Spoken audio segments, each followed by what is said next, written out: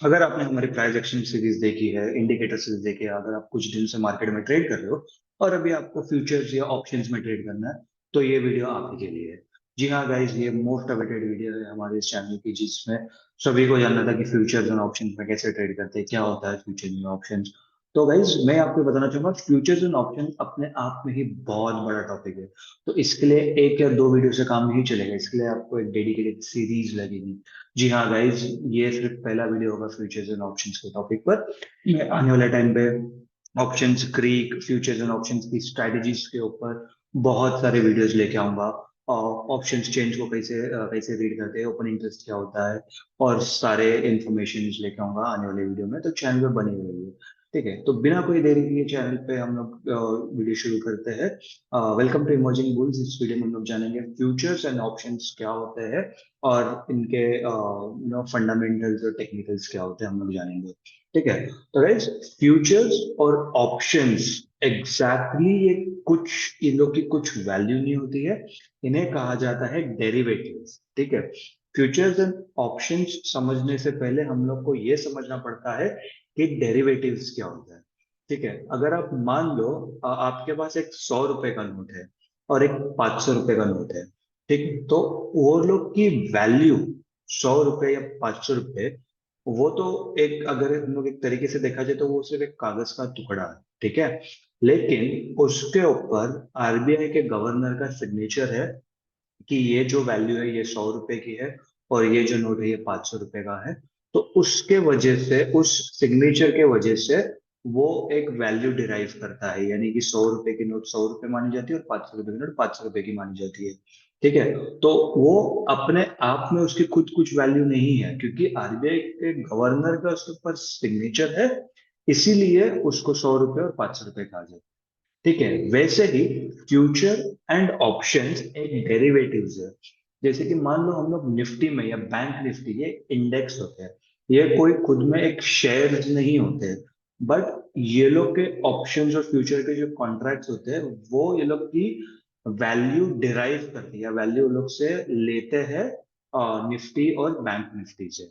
ठीक है, तो आई होप आपको ये समझ में आ गया होगा कि फ्यूचर्स एंड ऑप्शंस को हम लोग डेरिवेटिव्स क्यों कहते हैं, या एग्जैक्टली डेरिवेटिव्स होते क्या है। ठीक है, अभी हम लोग बात करेंगे फ्यूचर्स के बारे में।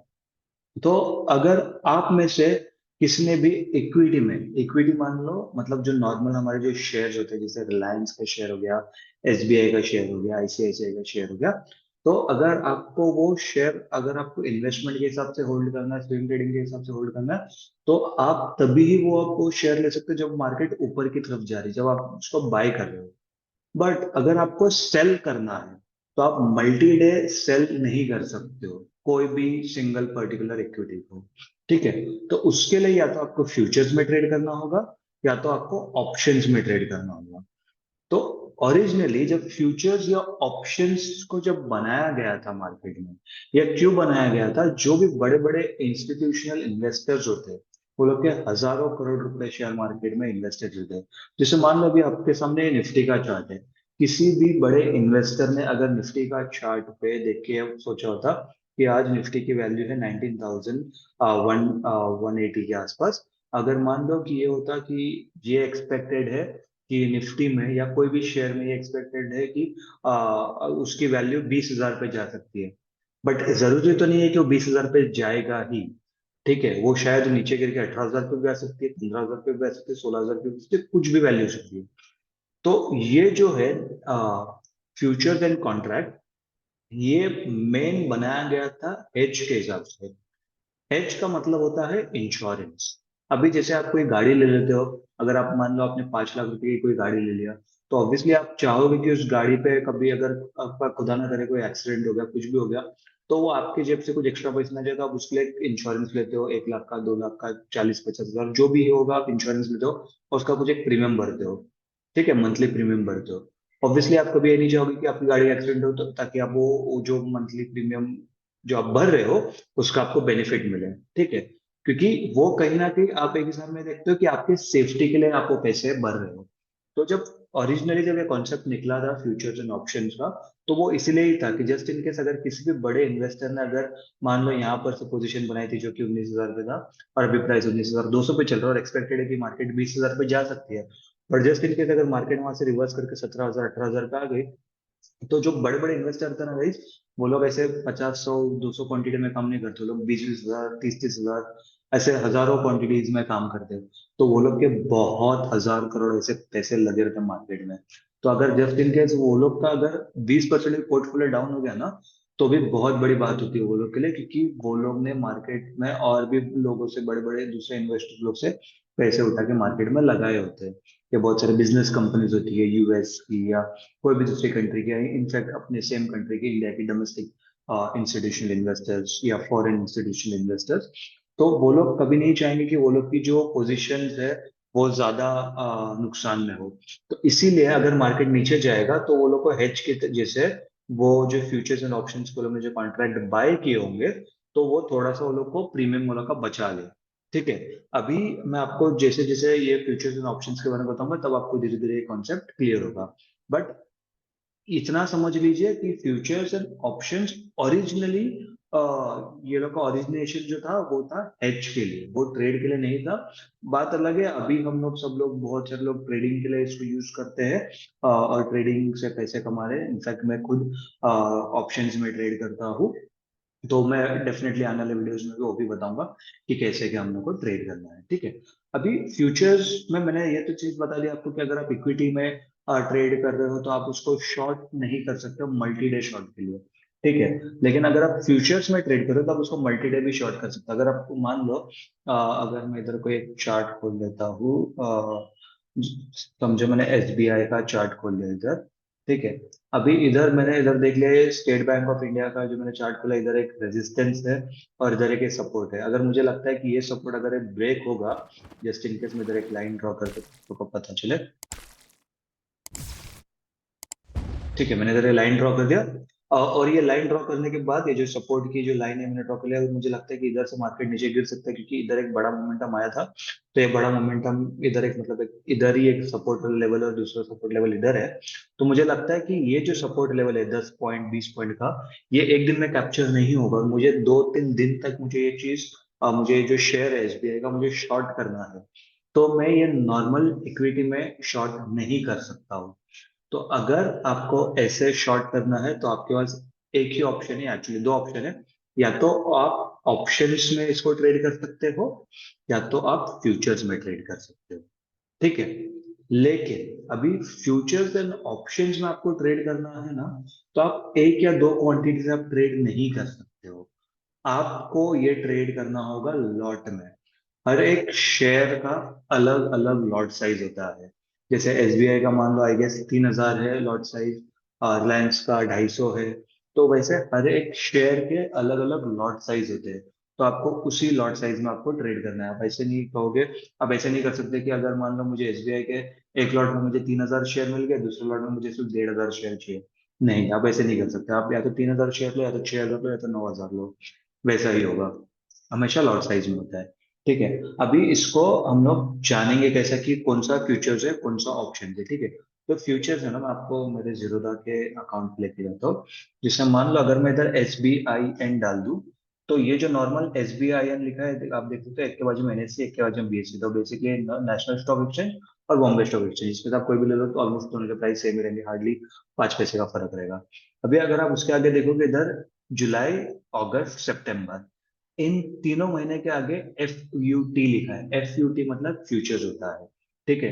अगर आपको लगता है जो आपने पोजीशन जो शॉर्ट के लिए बनी है, इनफैक्ट मैं ये नहीं कह रहा हूँ कि आप सिर्फ शॉर्ट सेलिंग के लिए इस पे या पोजीशन ले सकते हो। आपको अगर बाय करना है, मतलब अगर आपको लॉन्ग जाना है, तभी भी आप फ्यूचर्स में ट्रेड कर सकते हो। बस मैं एक आपको एडवांटेज बता है कि शॉर्ट सेलिंग करने हैं अगर आपको मल्टी डे, तो आपको फ्यूचर्स में ही आप कर सकते हो या ऑप्शंस में कर सकते हो। ठीक है। तो अगर आपको लगता है कि आपको सिर्फ जुलाई के मंथ में ही आपको ये होल्ड करना है, तो आप जुलाई के फ्यूचर्स ले सकते हो। अगर आपको लगता है कि नहीं आपको 2 3 महीने तक होल्ड करना है, तो आप अगस्त या सितंबर की ले सकते हो। ठीक है। तो अब जैसे मैं इसके ऊपर क्लिक करूँ बाय के ऊपर, तो आपको दिखेगा, देखो 1500 क्वांटिटी है, माफ कीजिए मुझे लगा था 3000 क्वांटिटी होता है एसबीआई का, बट 1500 क्वांटिटी है। तो अगर आपको 4500 शेयर चाहिए तो आप सिंपली इसके ऊपर क्लिक करोगे, तो अब ऐसे तीन, मतलब ये 3 लॉट हो गया बेसिकली। एक लॉट में 1500 शेयर है एसबीआई के, 3 लॉट में 4500 शेयर है। अगर आप देखोगे इधर 4.5 लाख रुपए आपको लगेंगे। ठीक है। मैं इसको वापस 1500 कर देता हूँ। अगर 1500 करने के लिए मुझे 1.5 लाख रुपए लग रहे हैं यहाँ पर, अगर मुझे एक शेयर लेना है एसबीआई का, एक लॉट लेना फ्यूचर्स का। अभी मैं आपको इधर एक और चीज बताता हूँ। अगर हम लोग इधर बाई किया, तो आप देख सकते हैं 1,71,000 हम लोग को लग रहा है इधर 5x मार्जिन मिल रहा है। जो लेवरेज होता है ना, 5x होता है इक्विटी में। और अगर आप देखोगे इधर, जो हम लोग ने जुलाई की फ्यूचर्स लिया था, इस पे 1,53,000 दिख रहा है। ठीक है, तो इसके अंदर आपका मोटा मोटी 18,000 रुपये तो वैसे ही बच जा रहे हैं।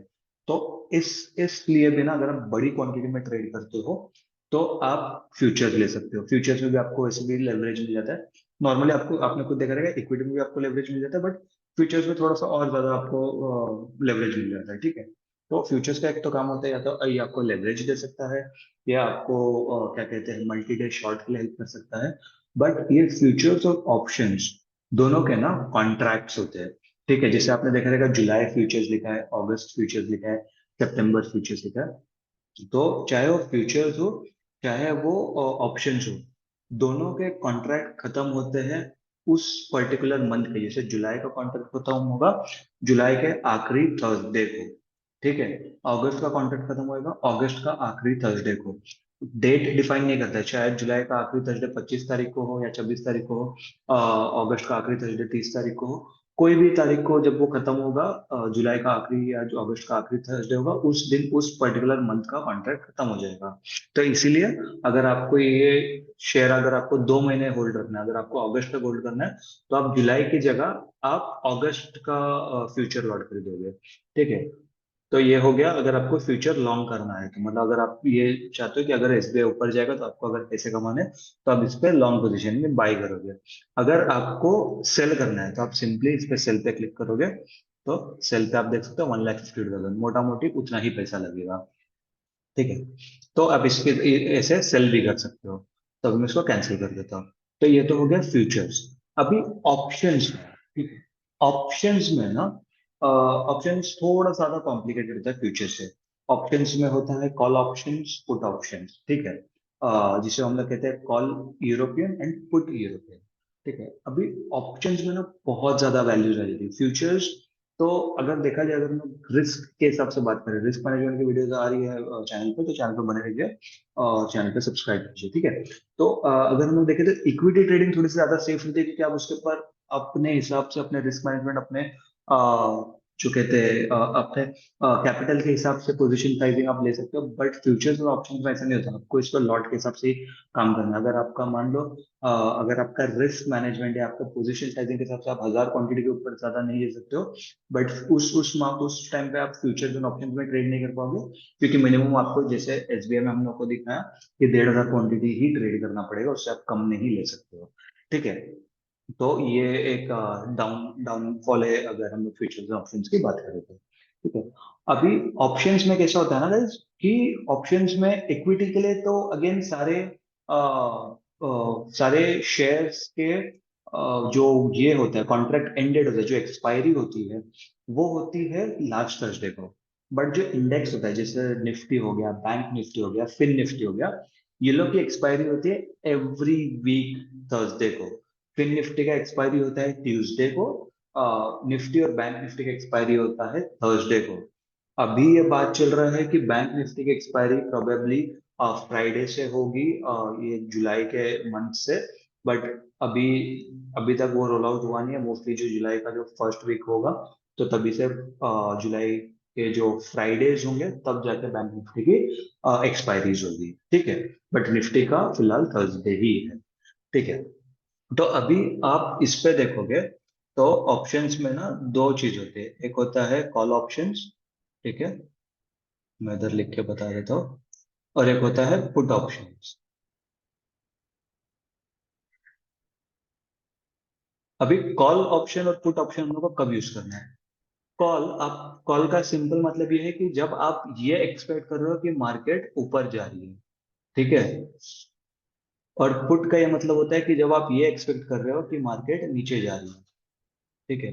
अगर आपको ये प्रेडिक्ट करना है कि अगर जो मेरा एसबीआई का जो शेयर है वो नीचे जाएगा, तो आप एसबीआई के पुट ऑप्शंस खरीदोगे। और अगर ये जो रेजिस्टेंस है जो मैं यहाँ पर ड्रॉ कर देता हूँ, अगर ये रेजिस्टेंस ब्रेक होगा और अगर आपको ये लगता है कि मार्केट यहाँ से ऊपर जा सकती है, तो आप यहाँ पर से कॉल ऑप्शंस बाय करोगे, ठीक है। एग्जैक्टली अब इसमें से कौन सा बाय करना है, कौन सा सेल करना है, वो मैं आने वाले वीडियोस में बताऊंगा, जब हमारे ऑप्शंस की स्ट्रैटेजीज वीडियोस वो सब आएगी तब मैं बताऊंगा। पहले आपका जो बेसिक है वो क्लियर हो जाएगा, उसके बाद आपको धीरे धीरे सब चीजें समझ में आएगी, ठीक है। तो इतना तो आपने समझ लिया कि कॉल ऑप्शन होता है, पुट ऑप्शन होता है।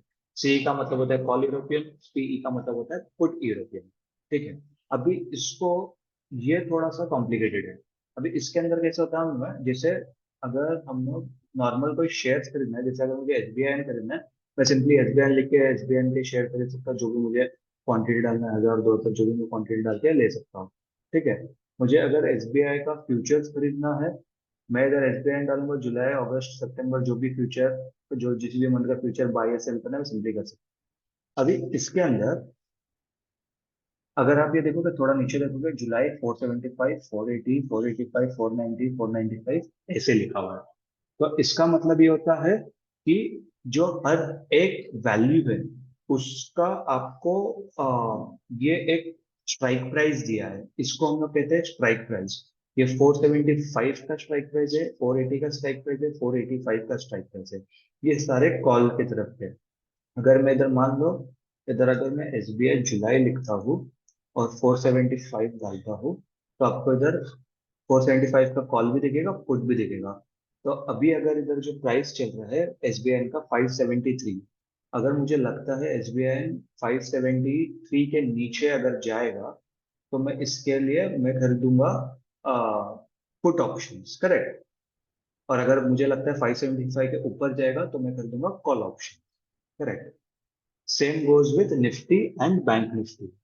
तो अभी आपको आई होप ये समझ में आ गया होगा कि call option and put options होता क्या है, ठीक है। और हम लोग कॉल ऑप्शन पर पुट ऑप्शंस खरीदते कब है। अब इसके अंदर एक चीज आ जाती है, जिसको हम कहते हैं in the money, out of the money और एट द मनी, ठीक है। मैं थोड़ा सा एक चार्ट यहाँ पर बता देता हूँ। तो पहले मैंने कहा इन द मनी, ठीक है, मैं यहाँ पर लिख देता हूँ, ये हो गया इन द मनी। दूसरा होता है at the money,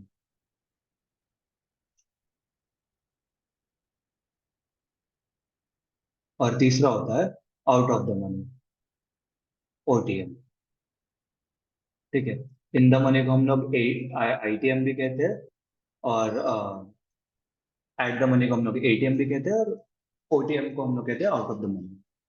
in the money, at the money और आउट ऑफ द मनी, ये अगर कॉन्सेप्ट आप समझ गए ना, तो मतलब आपने आधे से ज्यादा या ऑलमोस्ट 50% तो आपने ऑप्शंस के बारे में समझ लिया।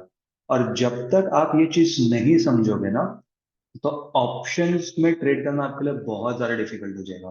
गाइस इतना ध्यान रखना, ऑप्शंस में ही सबसे ज्यादा लोग पैसे कमाते हैं, और ऑप्शंस में ही सबसे ज्यादा लोग बर्बाद होते हैं, ठीक है। तो इसीलिए आपको ये ऑप्शन सीरीज की जो वीडियो ये जो मैं बना रहा हूँ, ये वीडियोस आपको ध्यान से देखना चाहिए, आपको खुद एनालाइज करना चाहिए। आपके जो शेयर्स है, जो जो भी आप स्ट्राइक प्राइस सिलेक्ट करोगे, ये सब आपको ध्यान से सिलेक्ट करके ही आपको ट्रेड करना चाहिए, ठीक है। तो इन द मनी क्या होता है?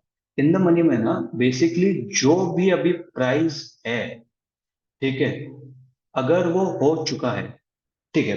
प्राइस पे हम लोग बाद में आते हैं, पहले मैं एक नॉर्मल एग्जांपल बात करता हूँ। जो पास्ट है, तो वो हो गया आईटीएम यानी इन द मनी। जो फ्यूचर है वो हो गया ओटीएम यानी आउट ऑफ द मनी। और जो प्रेजेंट है वो हो गया एटीएम यानी एट द मनी, ठीक है। जैसे कि अगर मैं ये कहूँ कि कल एसबीआई 50 रुपए का शेयर मिल रहा था, तो यानी अभी एसबीआई इन द मनी हो गया है। अगर आज एसबीआई 55 रुपीज का है, मतलब आज एसबीआई एटीएम है यानी एट द मनी है। SBI 60 पे जाएगा, यानी OTM, out of the money हो गया वो। ठीक है, आई होप आपको ये समझ में आया होगा। तो अभी अगर मैं आपको उस एग्जाम्पल से समझाऊं, ठीक है, इन द मनी में मतलब जो ऑलरेडी प्राइस हो चुका है। अभी अगर आप देखोगे, इधर प्राइस है 572 का SBI में। ठीक है, तो ये जो, मैं इधर तीन स्ट्राइक प्राइस निकाल देता हूँ। 570, ठीक है, 575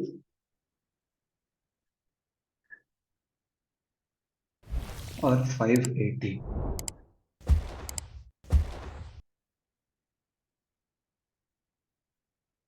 ठीक है, अब इसके अंदर ये इन द मनी हो गया, क्योंकि ऑलरेडी वो सीई मतलब क्या है कि मार्केट ऊपर की तरफ जा रहा है, करेक्ट। और इधर जिन लोग ने भी पोजीशन लिया होगा, या आप उस ऑप्शंस में ट्रेड करना है, और आपको ये लगता है कि एसबीआई ऊपर की तरफ जाएगा, तो आप ऑब्वियसली 570 का जो सीई सीई है वो बाय करोगे। 570 के ऊपर है मार्केट, एक सेकेंड, 570 के ऊपर है मार्केट, तो ये हो गया इन द मनी, करेक्ट। 580 के ऊपर मार्केट जा सकता है, ये आपको आपका एनालिसिस बताता है, बट क्या अभी 580 के ऊपर गया है मार्केट?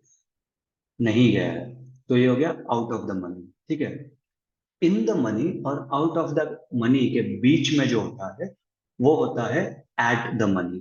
तो अभी हमारे इस केस में एट द मनी होगा 575।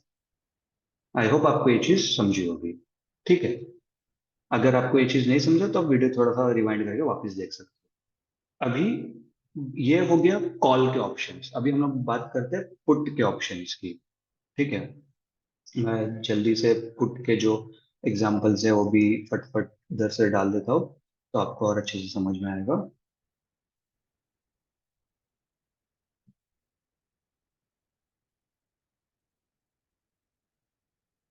ठीक है, अभी मैंने इधर डाल दिया 570, 580 डाल देता हूँ। सेम एग्जांपल्स रखेंगे ताकि आप लोगों को कंफ्यूजन ना हो।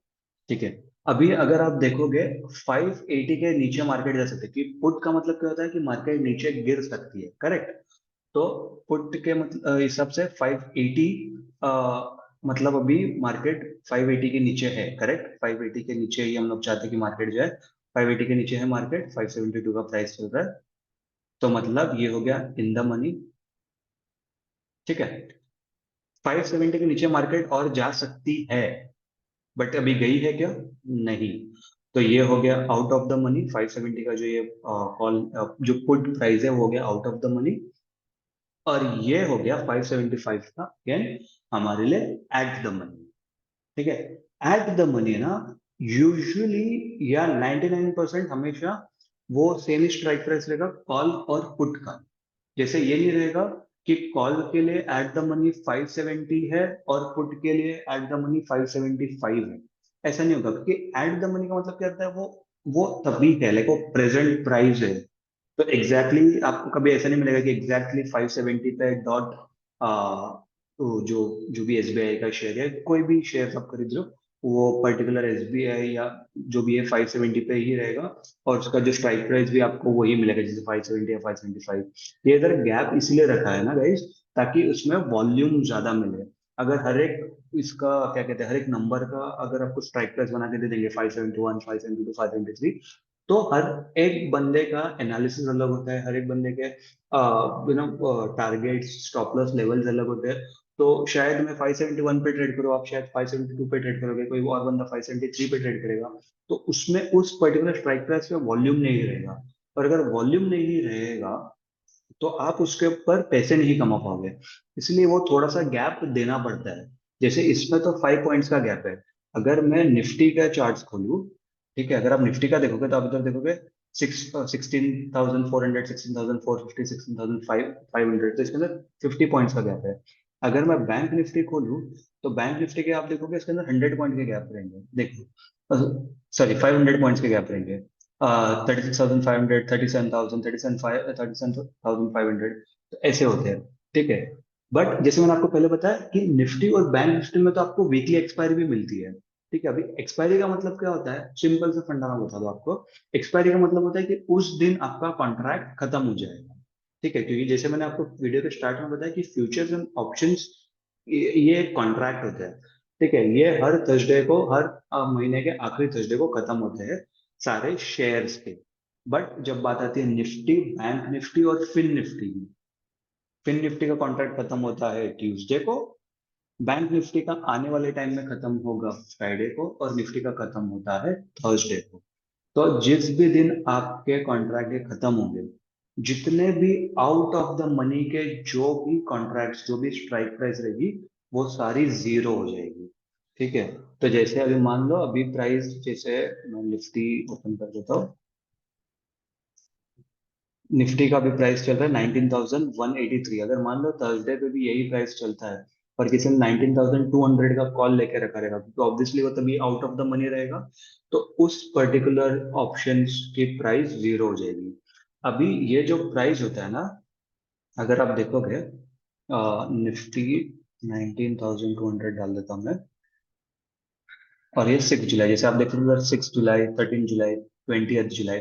तो अगर आप देखोगे ये हर एक हफ्ते के थर्सडे को लिखा है, और इधर आप देखोगे इधर सिर्फ जुलाई लिखा है, क्योंकि ये जो आखिरी थर्सडे है ना जुलाई के मंथ का, ये वो वाली डेट है, इसलिए उसके ऊपर कोई भी डेट नहीं लिखा हुआ है। तो अगर आप जब चीज से देखोगे कि मैं 6 जुलाई का, अगर मैं ये ऐड करूँ इधर वॉच लिस्ट पे, तो आप देखोगे इसके बाजू में ना एक प्राइस लिखा हुआ है, 76 रुपीज 70 पैसे, जो होता है प्रीमियम अमाउंट। ठीक है, अगर मुझे ये खरीदना है, तो मुझे निफ्टी के एक यूनिट यानी एक क्वांटिटी की वैल्यू मुझे 76 रुपीज 70 पैसे में मिलेगा। अगर मैं इधर क्लिक करूँ तो मुझे टोटल पैसे देने होंगे 3,835। ठीक है, तो इतना मुझे अपने अकाउंट में पैसे रखने हैं, तब जाके मैं निफ्टी का एक लॉट खरीद सकता हूँ। निफ्टी का एक लॉट आपको आएगा 50 क्वांटिटी में, बैंक निफ्टी का 25 क्वांटिटी में आता है, फिर निफ्टी का 40 क्वांटिटी में आता है। ठीक है। आई होप आपको ये अभी तक इतना समझा होगा। अभी ये तो ऑप्शंस का हमारा पहला वीडियो था, फ्यूचर्स एंड ऑप्शंस के बारे में। आने वाले टाइम पे हम लोग ऑप्शंस ग्रीक के बारे में जानेंगे। ऑप्शंस ग्रीक भी आपको जानना जरूरी है, जिसमें से आपको बहुत सारे वीडियोस ऐसे मिलेंगे यूट्यूब पे कि जिसके अंदर बहुत ज्यादा डिटेल्ड सब कुछ बताया है। बट अगर आप हमारे पुराने सब्सक्राइबर हो तो आपको पता रहेगा कि मैं सिर्फ उन्हीं चीजों के बारे में आपको समझाता हूँ जो चीजें एक्चुअली मार्केट में काम करती है और जो चीजें इंपॉर्टेंट होती है। सब चीजें जानना जरूरी नहीं है, वो चीजें जानना जरूरी है जो आपको एक्चुअली काम आ सकती है। ठीक है। तो इसके लिए ग्रीक्स में भी कौन से ग्रीक्स पे आपको ज्यादा ध्यान देना चाहिए, ऑप्शंस चेन कैसे पढ़ते हैं, मैं वो आपको बताऊंगा। और आई होप अभी तक आपको ये इतना समझ में आया होगा। तो ये ऑप्शंस की पहली जस्ट वीडियो है। वीडियो अगर अच्छी लगी तो वीडियो को लाइक कीजिए, चैनल को सब्सक्राइब कीजिए, वीडियो को शेयर कीजिए। और अगर आपने हमारे प्राइस एक्शन वाली वीडियो नहीं देखा है तो आप आई बटन पे जाके क्लिक करके देख सकते हो। Thank you.